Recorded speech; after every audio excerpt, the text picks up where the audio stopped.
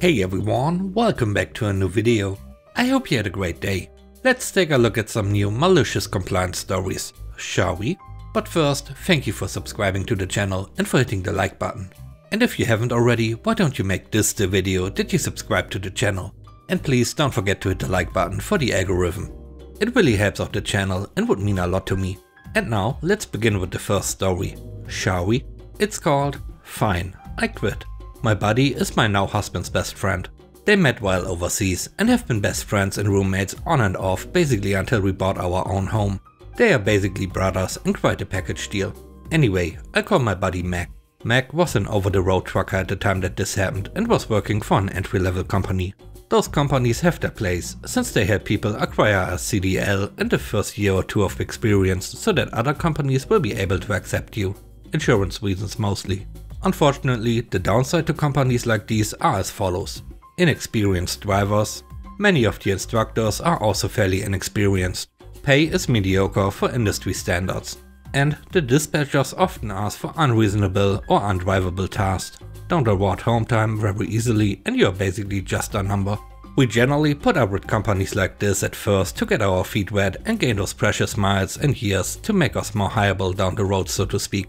Anyway, Mac had been driving for this company for approximately a year when he was, at the time, halfway across the country from his home base when he got a phone call. His best friend, my husband, was in the hospital. Mac immediately called dispatch to inform them that he was making an immediate U-turn and headed straight home. And here's where the compliance comes in. They told him that if he deviates from his route in any way, that he would be fired immediately. They didn't care that he might lose his best friend and told him to suck it up and do his best. So he said, fine, I quit. He pulled over at the nearest truck stop, parked the truck thousands of miles from his home base and left it. He cleaned it out and took a Greyhound home if memory serves. His old company had to have his tractor and fully loaded trailer towed thousands of miles. Not only that, but they were late on the precious delivery of what was on his trailer. Let me tell you, nothing about that is cheap. Mac now works for a smaller, family-owned company and is home daily or at least every weekend and is paid much better. The next story is called Read Your Contract. Back in 2015, I worked for a pretty dismal call center. It was an outsourced center that handled customer support for a lot of UK retailers. Staff turnover was real high, with the vast majority being on temporary contracts and the promise of a permanent contract being hung over people's heads to make them suck up being treated like crap. After working there for about 2 years, in late February of that year, I was offered a permanent contract because they wanted to put me on their team leader program. The pay was slightly better, the job security was better, the only major difference was how holidays were handled. People on temporary contracts were paid for any unused holidays at the end of the working year in April. People on permanent contracts had to use their holidays or they would lose them. I had just over 3 weeks of holidays saved up, so the day I accepted, I booked 3 weeks off in March so that I wouldn't lose them in April. March rolled around and my manager told me that my holidays had been refused. I said that's fine, as long as they pay me for them, and he replied that no, if you don't use your holidays, you lose them. I said that I was trying to use my holidays and they were not letting me. He shrugged and said it's the duty of the employee to manage their holiday time wisely and I should read my contract. Despite the fact I had only gotten that contract 3 weeks earlier and the holidays worked differently. Understandably annoyed, that evening I went home and read my contract from beginning to end and discovered my manager had overlooked one crucial part of the paperwork. The contract clearly stated I had to give a week's notice and that any holidays not used would be paid to any leaving employee in full on their last paycheck. The next day I came into work and announced I would be quitting unless they paid my holidays or allowed me to take the time off.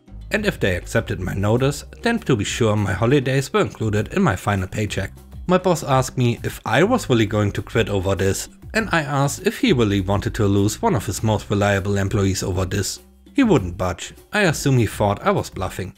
So I handed in my notice and on my leaving interview with my manager's manager made sure to explain exactly why I was leaving.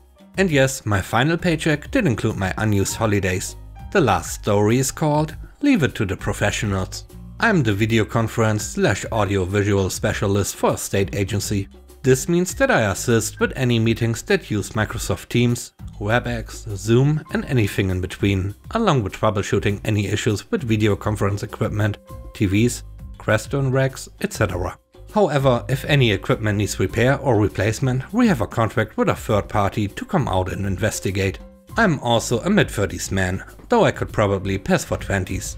And while I'm not going to win any strongman competitions, I'm 5'11", pretty stocky and work out regularly. This happened last week. There's a TV mounted in the director's conference room that has been acting up for the past few weeks. Every time I think I have fixed it, it will bug out again. Either the TV won't power on, or it will power on but only shows a black screen.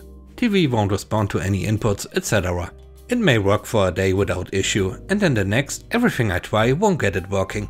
I call up the contractor and explain the situation, and he then proceeds to talk down to me like I don't know how to do my job, which already rubbed me the wrong way. Have you tried this? Yes. This? Yes. This? Yes.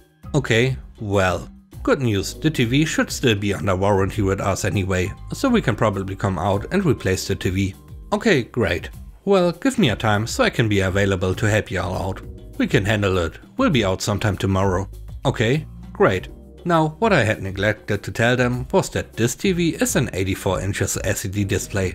It's a beast and very heavy.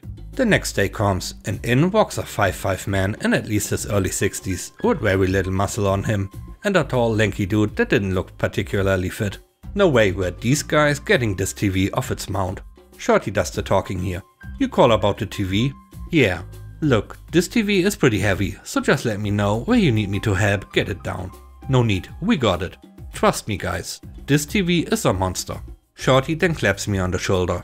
Look kid, I've been doing this a lot longer than you, okay? Just leave it to the professionals. Okay, right this way. I lead them to the director's conference room, and they are all cocky smiles until they see this TV and their faces drop. They just sort of stand there in the doorway in a brief, stunned silence. Well, I'll be at my desk if you need anything. I walk off, and the way my desk is positioned, if I lean just enough I can see into the conference room. I watch for a while as these two pace around the TV a bit, scratching their heads trying to figure out how to get this TV down. Finally, I see them try and give it the old heave-ho with Shorty standing on his tiptoes trying to lift this TV off its mount. His face turns beet red and his arms are shaking pretty hard. They give it a few more tries until finally deciding they can't get it. I see Shorty heading my way as I lean forward back to my desk. Hey man, would you mind giving us a hand? Actually, some important emails just came in. It will only take a minute. I don't know, I'd really like to leave it to the professionals. Please? You know what? Sure. These emails can wait. We walk back to the conference room. I take one side, they both take the other, and all three of us heave this TV off and onto our dolly. They take it off and bring in a much lighter flat screen as a temp replacement. They set it up and pack to leave. Thanks guys. I clap Shorty on the shoulder. And hey, I'm here if you ever need anything next time. Yeah, thanks. And he grumbles out the door. The new TV works great now. And with that, we end today's video. Let me know what you think about the stories. On a scale of 1 to 10, how would you rate the stories and today's video? I hope you enjoyed the video. And I hope you have a great day. Stay safe. Bye bye.